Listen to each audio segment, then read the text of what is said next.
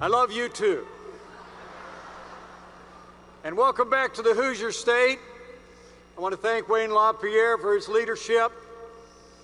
The introduction he knows I prefer is pretty short. I'm a Christian, a conservative, and a Republican in that order, and it's my honor to welcome the NRA ILA back to Indiana. Thank you all for coming.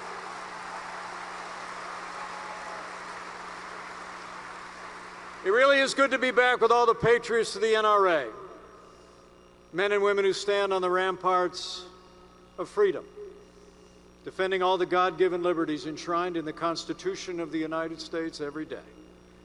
With your support, the Trump-Pence administration championed freedom for 4 remarkable years, and every single day we stood without apology for the Second Amendment right to keep and bear arms.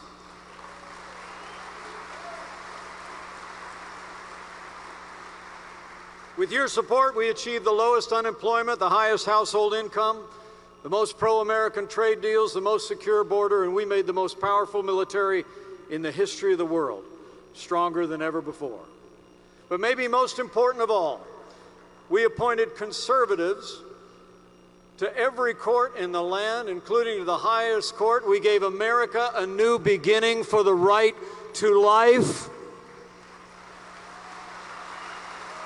And this last June, that conservative majority on the Supreme Court recognized the constitutional right to self-defense exists not just inside the home, but outside the home as well. And I'm incredibly proud to say the majority in the Bruen decision included all 3 of the Supreme Court justices that our administration appointed to the highest court in the land. So thank you for your support for those consequential 4 years. And thank you for the honor of serving as your vice president. It was the greatest honor of my life.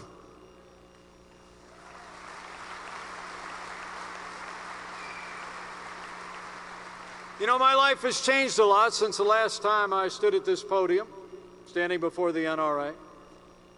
2 years ago, we moved back here to Indiana, bought 5 acres and a pond. I got a riding mower, John Deere 54-inch deck, 0-turn radius, 25 horsepower. You know, one of the great things about no longer being vice president is you get to drive your own car. One of the bad things is you get to pay for your own gas. And maybe most important at all, that Karen and I they're the proud parents of 3. We actually have become grandparents 3 times over in the last 2 years. Man. We finally figured out the reason we had kids was to have grandkids. Times have changed for us all, though, haven't they? In many ways, today our country is almost unrecognizable to what it was just a few short years ago. Today our borders are under siege. Inflation's at a 40-year high. Gas prices are through the roof. Crime is skyrocketing in our cities. Real wages are falling, and the national debt is piling into a mountain range on our children and those grandchildren. And the confidence and pride that once lifted the American spirit to new heights just a few years ago has been replaced with national fear and uncertainty.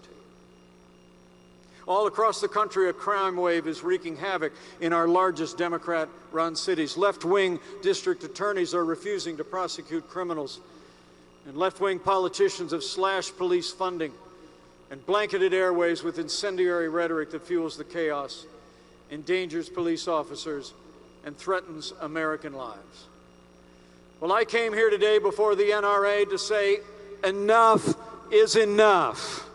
It's time we took a stand for America and for freedom. Because the truth is, as we stand here today, American freedom is under attack as never before. Big media, big government, even big business have locked arms to advance a pernicious, radical left agenda, trampling on free enterprise, the freedom of speech, the freedom of religion, and the right to keep and bear arms. You know, not in a million years could anyone have imagined that an American credit card company would someday collude with liberal politicians to track, monitor, shame, and eventually shut down legal gun store purchases. But that's exactly what's happening as we speak. But I'll promise you, with a new Republican Congress and a new Republican president, we will kick these liberal meddlers out of our gun stores and out of your lives.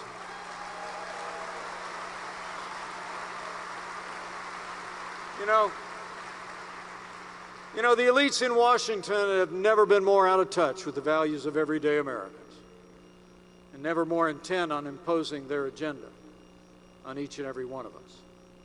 Anyone who dares to disagree with their left-wing dogma is targeted for harassment and ridicule. They want to take away your freedom of speech. They want to take away our religious liberty. And as you all well know, they want to take away the right to keep and bear arms. But let me make you a promise. As long as there is breath in my lungs, I will stand with you to ensure that the right to keep and bear arms shall not be infringed.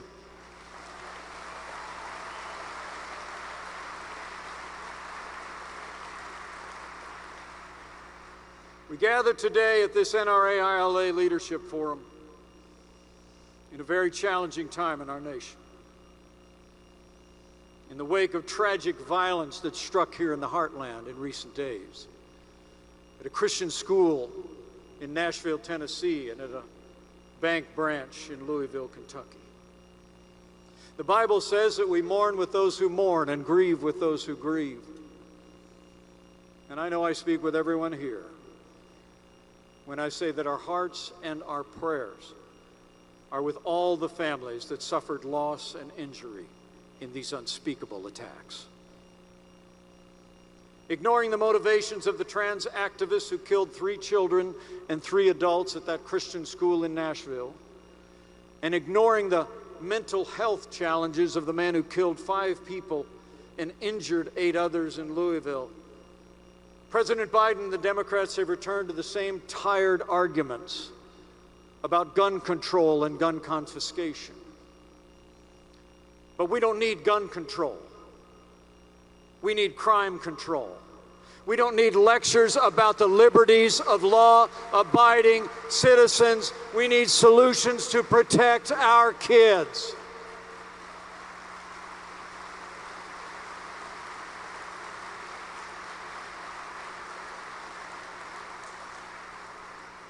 So I say to Joe Biden and the gun control extremists, give up your pipe dreams of gun confiscation in this free society.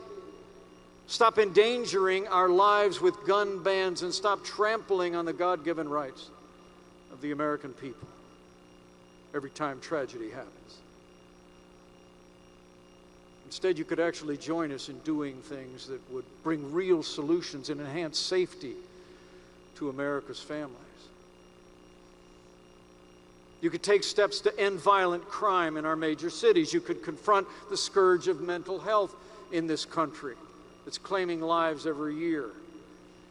And while you're at it, why don't you secure the southern border of the United States of America and end the tidal wave of illegal immigrants and drugs pouring into our cities?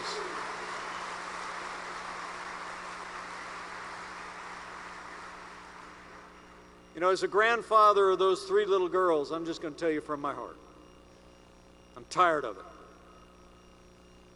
I'm tired of the excuses, the predictable blame shifting, the pointless calls for gun control against law-abiding Americans. I'm tired of the senseless violence and the loss of life that could be prevented if our leaders would support law enforcement, protect our schools, institutionalize the obviously mentally ill, and enact legislation to ensure that anyone thinking about these heinous acts of mass shooting knows that they will face justice and face justice swiftly.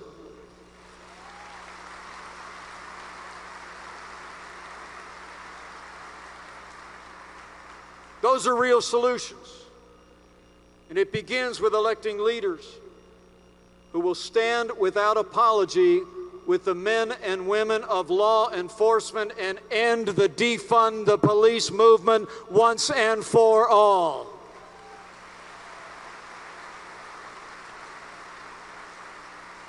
You know, the police officers in Nashville and Louisville rushed in without regard to their personal safety and even engaged the assailants after they were injured. They deserve the thanks and gratitude and admiration of every American.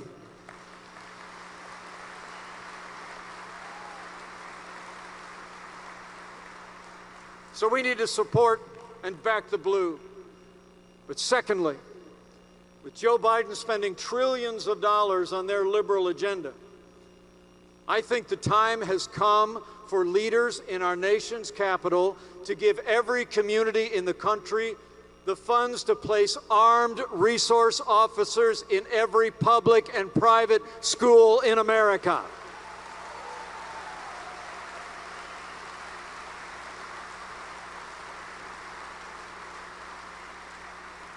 You know, in the wake of the Sandy Hook shooting, right after I was elected governor in 2012, we enacted legislation here in the Hoosier State to do just that. The most prosperous nation in the history of the world can afford to protect our kids. It'll just take leadership to do it.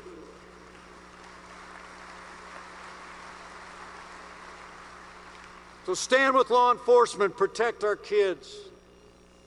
And finally, while the assailants in the most recent attacks were taken out by law enforcement on the scene, too many mass shooters languish in prison for years. Well, men and women, I don't have to tell you, justice delayed is justice denied.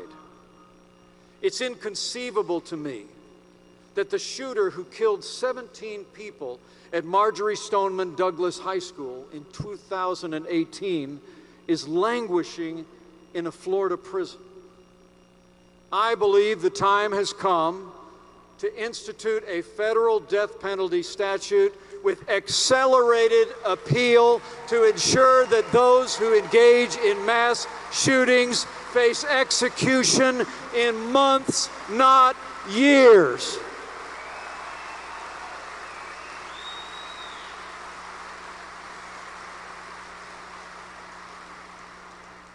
And finally, with so much violence taking place at the hands of those with severe mental illness, the answer to mass shootings is not fewer guns, but it's more institutional mental health in this country.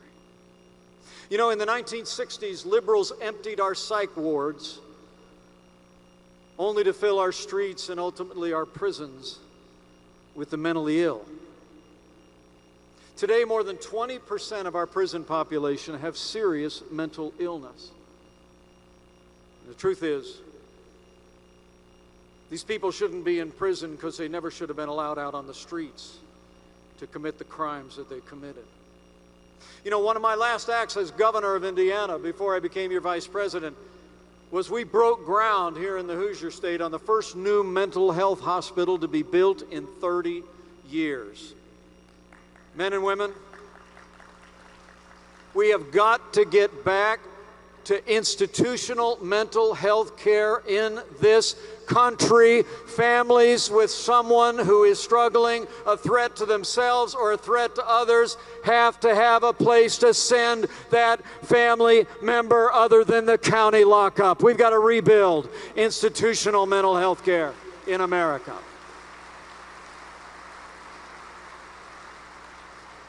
Now, while the other side talks reflexively about gun control, these are real solutions. Backing the blue, protecting our kids, advancing policies that will ensure that justice is swift, and dealing with the dangerous mentally ill with institutional care. But it's going to take new leadership to get these things done. You know, when the government allows rampant crime, or even worse, when it encourages rampant crime by lax prosecutors in our major cities, government's enabling assault not just on the American people, but on liberty itself. I don't need to tell you, the Constitution of the United States is the greatest charter for freedom in the history of mankind. It's the foundation of who we are, the most prosperous and free nation the world has ever known. And now more than ever, America needs the voices of the millions of patriots of the NRA to stand up and to stand on the Constitution of the United States. More and more it seems like there are two kinds of people in this country. Those who believe the Constitution says what they want it to say, and those who believe the Constitution says what it means. We're looking out at all of you. I know you know the Constitution says what it means and means what it says, and so do I. And I will always stand on the Constitution of the United States and defend all the God-given liberties enshrined there. So help me God.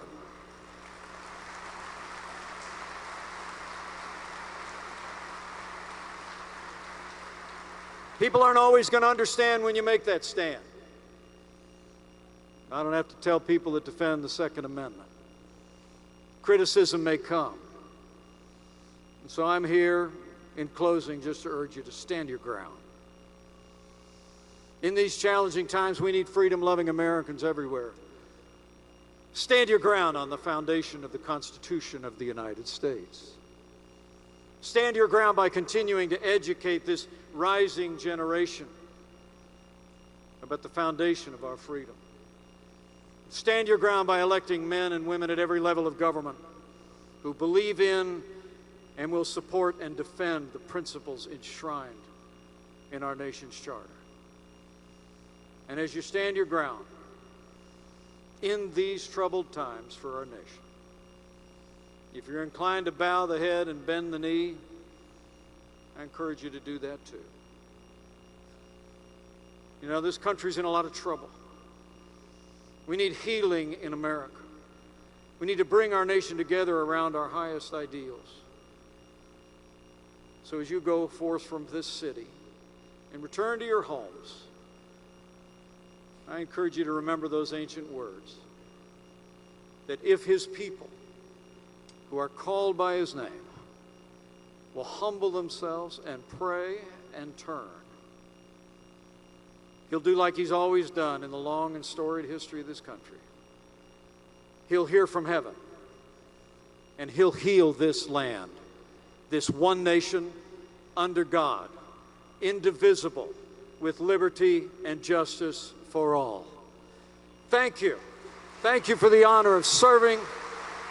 Thank you for being here in the Hoosier State, and thank you for your strong and unwavering stand for freedom. God bless you all.